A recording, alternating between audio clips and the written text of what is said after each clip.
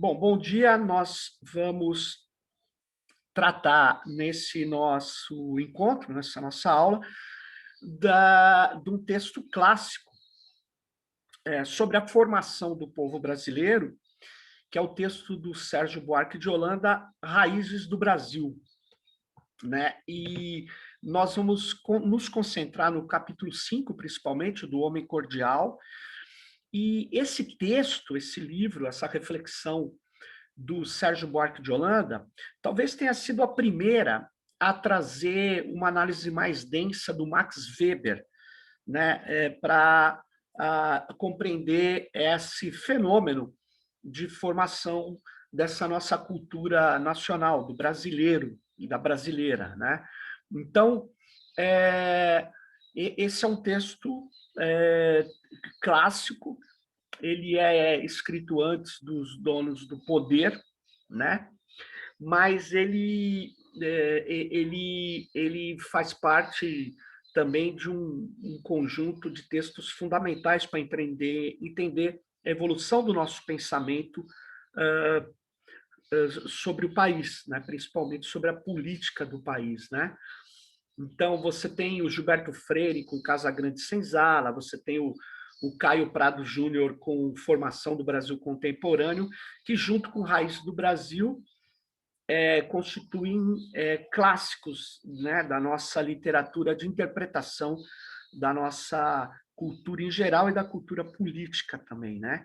Então, o Sérgio Buarque de Holanda, ele vai atrás das raízes, né, como o nome já diz, né, as origens da formação do povo brasileiro, e ele encontra, né, nos povos ibéricos, né, onde Portugal, nosso colonizador, integra, a cultura da personalidade como um dos traços principais. E a consequência dessa cultura personalista é uma sociedade que não consegue se organizar coletivamente, ela depende de laços e de vínculos do carisma, né, do líder ou do senhor, e isso gera também uma cultura de obediência, né, de, de acomodação, muitas vezes, de lealdade ao senhor acima das regras, acima das leis, e onde emergem os vínculos de sangue, o poder das famílias e tal. Bom, para falar especificamente desse fenômeno, a gente solicitou que todas e todos lessem o Homem Cordial, né, um capítulo específico do Raízes do Brasil. Eu vou abrir aqui para a gente ter uma marcação mais precisa. Então, nós vamos nos concentrar na questão do Homem Cordial, né, que é um capítulo do texto Raiz do Brasil, do Sérgio Buarque de Holanda. Eu espero que vocês estejam conseguindo ver a apresentação. Só peço que alguém me responda aí, porque a minha tela não permite que eu veja. Estão vendo? Sim, professor. Obrigado. Essa imagem de Sérgio Buarque de Holanda, ele é um dos grandes estudiosos do Brasil, historiador, quando jovem, né? E depois, já aí com mais idade, o Sérgio Buarque de Holanda é um dos principais intelectuais brasileiros e ele faz essa tentativa de compreender a nossa formação histórica, né? A paisagem natural e social fica marcado pelo predomínio da fazenda, escreve o Sérgio Buarque, sobre a cidade. Mero apêndice daquela. A fazenda se vincula a uma ideia de nobreza e constituía o lugar das atividades permanentes, ao lado de cidades vazias, um ruralismo extremo, devido a um intuito do colonizador e não uma imposição do meio. Então, ele mostra já esse predomínio, né, de um pensamento mais vinculado na colônia, no Brasil colônia, a supremacia do meio rural, não por outro motivo que não fosse a vontade do colonizador, né? Então, o interesse do português pelas suas conquistas foi, sobretudo, penso Sérgio Buarque, apego ao meio de fazer fortuna rápida, dispensando o trabalho regular, que nunca foi virtude própria dele. A facilidade de ascensão social deu à burguesia lusitana aspirações e atitudes de nobreza, a qual desejava equiparar-se, desfazendo os ensejos de formar uma mentalidade específica, a exemplo de outros países. Bom, veja que ele já tem um ataque profundo à colonização portuguesa e ao que ele considera um traço da cultura portuguesa, que é o desgosto pelo trabalho regular. Muitos pesquisadores criticam essa visão dura e chamam, inclusive, essa passagem do Sérgio Buarque de Holanda de preconceituosa hoje, né? Mas vamos lá. Formado nos quadros da estrutura familiar, o brasileiro recebeu o peso das relações de simpatia. Muito curiosa essa expressão, né? Que dificultam a incorporação normal a outros agrupamentos. Por isso, não acha agradáveis as relações impessoais, características do Estado, procurando reduzi-las ao padrão pessoal e afetivo. Aqui ele está muito utilizando a perspectiva weberiana de burocracia. O Estado vai se tornando uma máquina burocrática e ele vai buscando criar regras impessoais, né? Se atende do mesmo jeito quem for cidadão, ou seja, quem tiver no escopo de atendimento daquela regra. E isso era visto como um absurdo, né? Porque isso passa por cima de relações pessoais, porque a relação pessoal não exige o cumprimento de regras, né? Então, ele vai explorando essa característica pessoal, né? Personalista. E aí ele diz, onde pesa a família, sobretudo em seu molde tradicional, dificilmente se forma a sociedade urbana de tipo moderno. Em nosso país, o desenvolvimento da urbanização criou um desequilíbrio social cujos efeitos permanecem vivos ainda hoje, né? Aqui tem uma longa passagem que eu acho interessante de um pedaço dela aí, onde ele fala do núcleo familiar, da importância do núcleo familiar para a construção das nossas relações sociais, da nossa estrutura institucional, né? O Sérgio Buarque, portanto, ele emprega esses conceitos de patrimonialismo, burocracia, muito influenciados pelo sucesso da sociologia weberiana, para tentar elucidar o problema do fundamento sociológico que caracteriza o homem cordial, que não é uma expressão dele, que ele toma emprestada do Ribeiro Couto, né? O homem cordial não pressupõe bondade, é isso que precisa entender. Para o Sérgio Buarque de Holanda, é uma aparência afetiva. Inclusive, suas manifestações externas, não necessariamente sinceras nem profundas, elas se opõem ao ritualismo da polidez.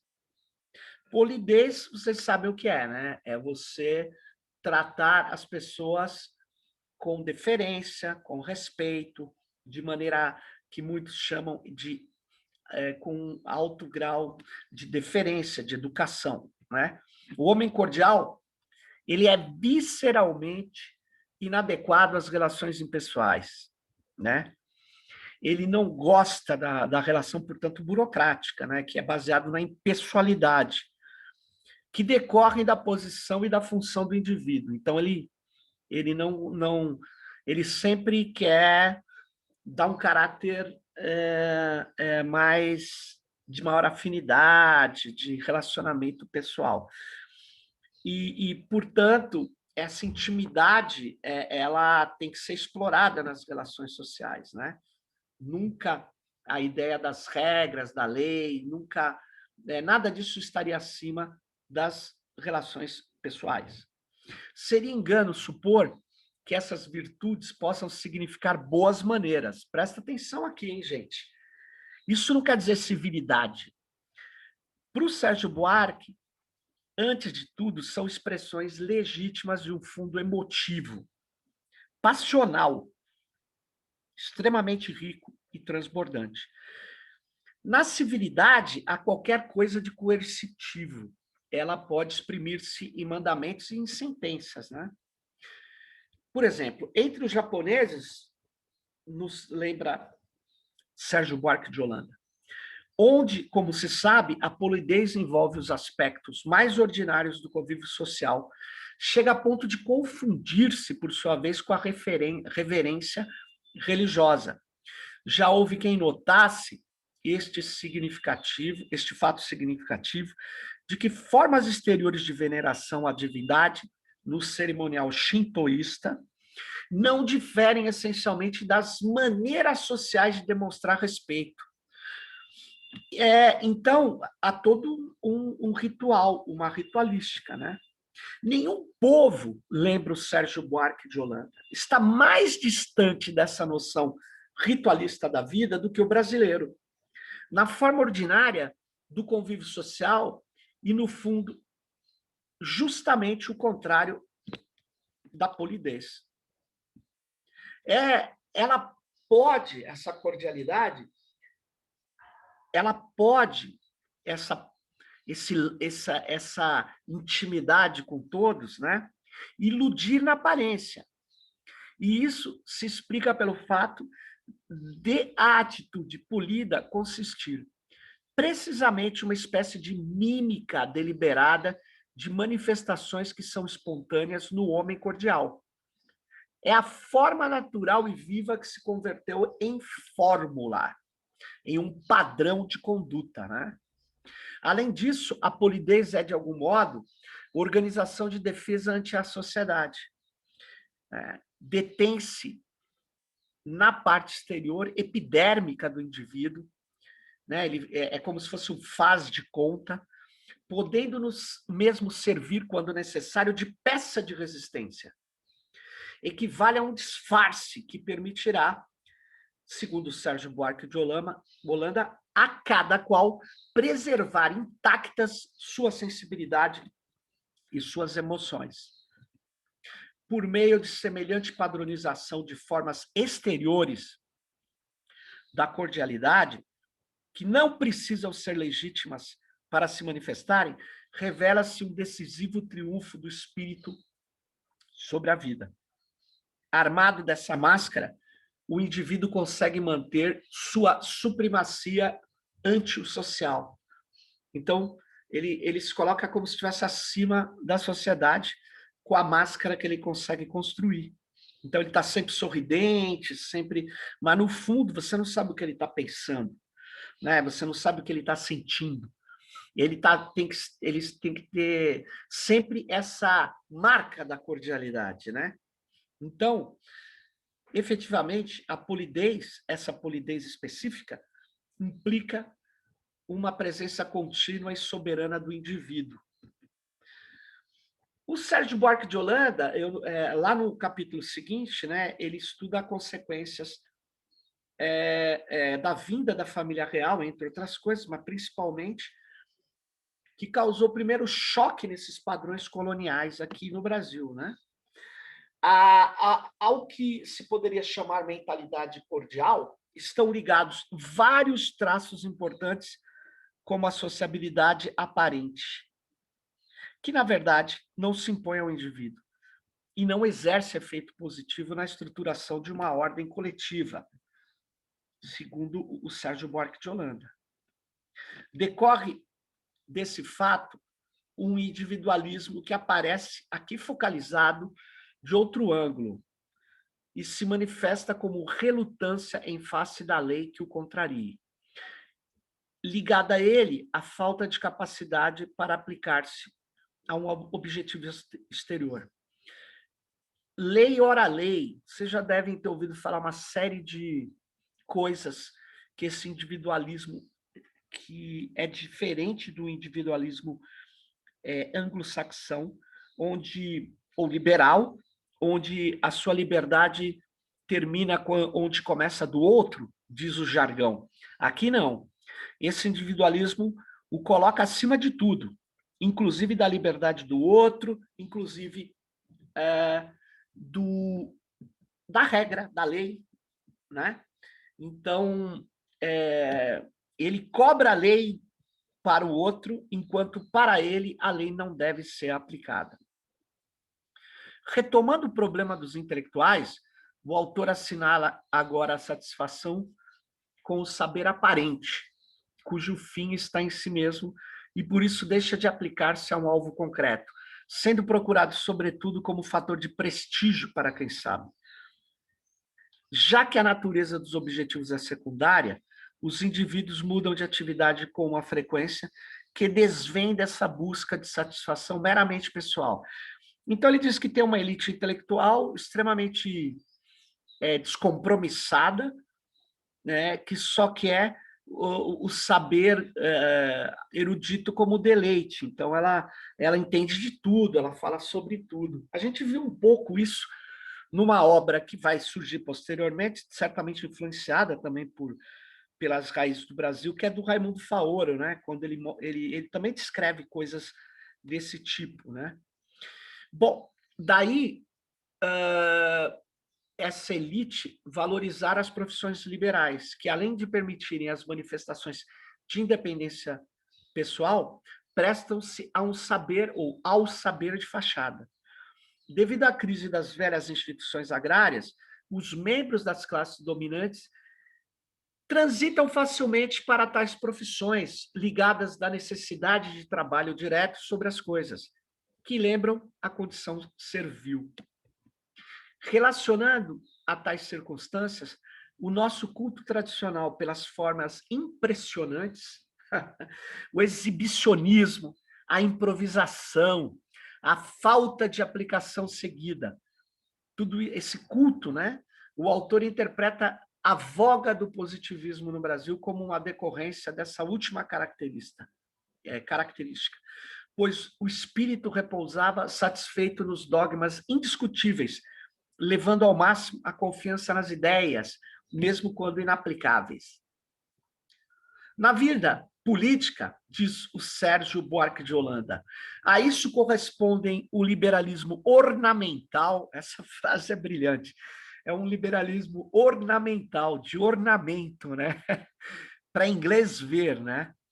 Que na realidade provém do desejo de negar uma autoridade incômoda e a ausência de um verdadeiro ou de verdadeiro espírito democrático. A democracia no Brasil foi sempre um lamentável mal-entendido. Essa frase do Sérgio Buarque de Holanda é famosa e extremamente forte, né? A democracia no Brasil foi sempre um lamentável mal-entendido.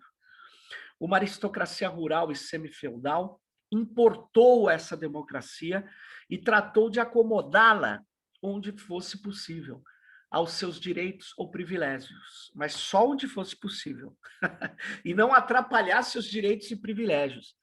Os mesmos privilégios que tinham sido, no Velho Mundo, alvo da luta da burguesia contra os aristocratas. Lá foi removido, pensa o Sérgio Buarque de Holanda. Aqui não. Apesar de aqui não ter sido feudal, quando vem a colonização ibérica, o que acontece é que traz esses traços semi-feudais e que eles permaneceriam. Os nossos movimentos, aparentemente reformadores, teriam sido, de fato, impostos de cima para baixo pelos grupos dominantes. Bom, basta você ver a própria independência do Brasil, é o filho do Dom João VI que acaba se tornando imperador do Brasil, né? Chega a ser um arranjo, né? Um arranjo para muitos esculachado, mas um arranjo de cima para baixo, uma independência de cima para baixo, que tem como o líder da independência o filho do colonizador, do rei colonizador. Bom, além disso, a passagem do rural ao urbano, isto é, ao predomínio da cultura das cidades, que tem como consequência a passagem da tradição ibérica ao novo tipo de vida, pois aquela dependia essencialmente das instituições agrárias. Tal processo consiste no aniquilamento das raízes ibéricas da nossa cultura para a inauguração de um estilo novo, que crismamos, talvez ilusoriamente, de americano, porque seus traços se acentuam com maior rapidez em nosso hemisfério. Essa transformação tem como episódio importante a passagem da cultura da cana-de-açúcar ao café, cuja exploração é mais ligada aos modos de vida modernos. Os modelos políticos do passado continuam como sobrevivência, pois antes se adequavam à estrutura rural e agora não encontram apoio na base econômica. Oscilando entre um extremo e outro, tendemos de maneira contraditória para uma organização administrativa ideal que deveria funcionar automaticamente pela virtude impessoal da lei e para o mais extremo personalismo, que a desfaz a cada passo. Isso é um elemento central no pensamento do Sérgio Buarque de Holanda. Então, essa burocracia que tem que ser pessoal para ser implantada, ela enfrenta o extremo personalismo. E o país vai caminhando nessa disputa, né? E entre a modernização burocrática e, na verdade, esse peso, essa herança ibérica, esse personalismo que gera essa cordialidade, essa necessidade de relações pessoais acima das regras e da lei, né? O Sérgio Buarque de Holanda pensa que os acontecimentos do nosso tempo na América Latina se orientam para essa ruptura do predomínio das oligarquias, com o advento de novas camadas, condição única para vermos finalmente revogada a velha ordem colonial e patriarcal, com todas as consequências morais, sociais e políticas que ela acarretou e continua a acarretar. As resistências, né, para poder construir uma nova ordem poderão, segundo o seu grau de intensidade, manifestar-se em certas expansões de fundo sentimental e místico, limitado ao campo literário, ou pouco mais. Não é impossível, porém, que se traduza diretamente em formas de expressão social capazes de restringir ou comprometer as esperanças de qualquer transformação profunda. Para ter uma transformação profunda, para o Sérgio Buarque de Holanda, é preciso acabar essas mudanças impostas de cima para baixo. É preciso que o povo se assenhore, controle o seu futuro, mas para isso ele precisa romper com determinados traços, né? Ele precisa enfrentar esse individualismo que coloca a família acima de tudo ou a pessoa acima de todas as outras. É preciso ter estabelecimento de uma ação coletiva enquanto povo, né? O Sérgio Buarque pensa isso. O Antônio Cândido, o grande literário, que é o crítico literário, sociólogo, que tem uma das principais obras de sociologia no Brasil, que é os Parceiros do Rio Bonito. Eu já me referi a ela aqui e sugiro, se você quiser ler um grande trabalho de sociologia, você leia Os Parceiros do Rio Bonito. É claro que o Antônio Cândido ele se tornou um grande pensador da crítica literária no Brasil. Você vai encontrar grandes livros dele, ensaios sobre literatura. Mas ele é um intelectual, vamos dizer assim, de grande desenvoltura, infelizmente falecido, né? Ele diz: no momento em que os intérpretes do nosso passado ainda se preocupavam, sobretudo com aspectos de natureza biológica, manifestando mesmo sob a aparência do contrário, a fascinação pela raça herdada dos evolucionistas, Sérgio Buarque de Holanda puxou a sua análise para o lado da psicologia e da história social, com um senso agudo das estruturas. o Antônio Cândido fez essa crítica em 1967. Ou seja, ele tem uma visão de que o Sérgio Buarque de Holanda é um intelectual que traz exatamente a perspectiva de uma cultura, da análise de uma cultura, né? De uma cultura política e da herança, que não tem nada de biológico, não tem nada de raça, mas tem de aspectos que são frutos de história, de arranjos, né, de interações sociais, né? Mas nós vamos ver na próxima aula, espero que vocês leiam com muita precisão, o texto do professor Ramatiz. Eu vou ler 2 trechos só aqui. A ideia de colonizadores diferenciados, mestiços, generosos, não preconceituosos, que teriam dado origem a oligarquias com as mesmas características, tem sido reiteradamente afirmada por estudiosos, de resto, em sua grande maioria, herdeiros justamente das oligarquias. A análise que fazem do povo brasileiro e do desenvolvimento de nossa civilização, via de regra, não consegue superar esse olhar reduzido. O conceito de homem cordial, desenvolvido por Sérgio Buarque de Holanda, é a elaboração que melhor sintetiza o ponto de vista daquelas elites e devoradora de formulações anteriores que também buscavam compreender o povo brasileiro. Essa crítica do Ramatiz Jacino, que a gente vai ver se ela é procedente ou exagerada a partir da leitura que vocês fizerem. Então, eu vou encerrar aqui a nossa apresentação, vou encerrar a gravação e vou dialogar com vocês que estão aqui. Só um minuto.